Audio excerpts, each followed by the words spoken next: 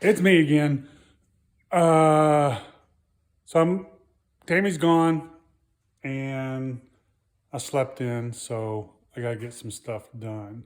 Got a few little things that I gotta figure out. So I've got the hood, got the bird stripped off. I've got it set up on a little stand that I made. And what I've got to do to this is you can see everywhere the little foam things were. It's like flutter foam, they call it. And it's loose everywhere. So what I got to do before I start cleaning all this up, I mean, I could do it separate, but I like to go in there and really, you don't even have to remove all that stuff. You can go in and just clean up acetone lacquer thinner and then maybe slip some sandpaper in there and just scratch it, because it's the thickness that's there, it's right from the factory. And if you put stuff in there, force it in, I mean, you can move that and you'll have little like bumps. You can create some waves. So I don't want to do that. So I usually just clean that up a little. I've tried the flutter foam. I've used different glues and things. And really, I'll just clean the edges up of that, clean the surface where they mate, and then just put an epoxy or something in there. And that's always been fine. But then another way I like to do that is I made this stand, but you can do anything. This just makes it nice for me to roll around, and I can get in and work on everything. But at the same time, once I clean that up, then I will lay this whole thing down, and you can see this is where the hinges would mount. So it's laying the way it would have been from the factory, and just the weight of the hood skin will squeeze stuff out. So, and then I can come back and clean the edges, and then it is nice and stiff without being all wobbly. And then I went and made I've used these before, but I made a stand to hold the fenders.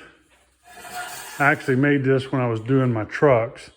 So I'll put the fender on, and it's just a copy. I've just made them. I had an old trampoline, and why throw that away? You got hundreds of dollars worth of good metal. And then these things just flip around front and back, and they'll hold the fender out. So I can spray both fenders on here at the same time instead of doing, all laid down, trying to reach around places.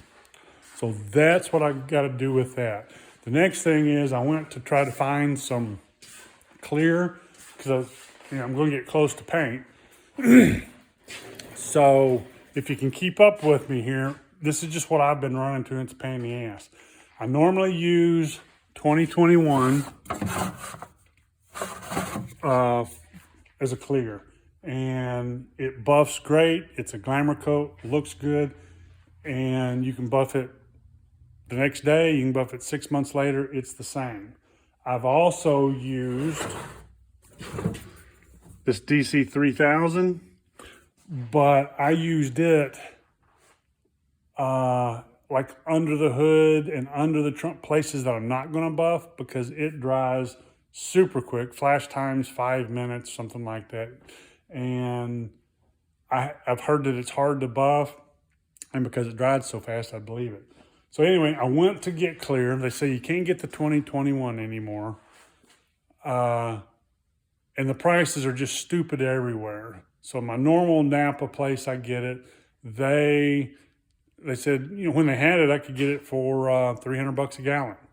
Well, they couldn't find it, so they called this place in Columbus. They've got it, but they want $500. And they've only got 2 gallons, which is plenty, but it's just, you feel like you're getting screwed and ripped off.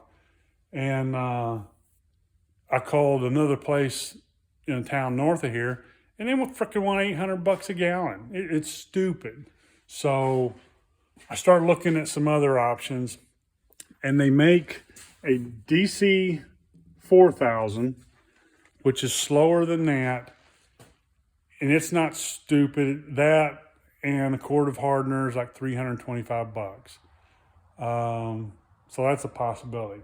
But my local store actually had some 2055, which I think is real similar to this one. It uses the same DCX, the 61 hardener, but I think it's been on their shelf for 10 years, if not longer. But it's sealed, it's clear. If you want to pop, and they're going to give me a hell of a deal on that. But it's not the money on the car, it's being able to have access. If you ask a question online, everybody says, oh, use this Sherwin-Williams or use this House of Color. I don't have any of that close to me. And the thing is, if something happens, I've had stuff happen like you get ready to shoot paint and you can't find it. It end up accidentally getting thrown away. A buddy of mine threw it away cleaning up. And you got to run down and get more of the same stuff. That's why I like to stick with the local. So those were some questions I had actually asked a few guys that have experience too. How does the 4000 buff? And then how does the 2055 buff? I can get the 2021, but it's going to cost me 450 bucks for a gallon of clear and a quart of hardener.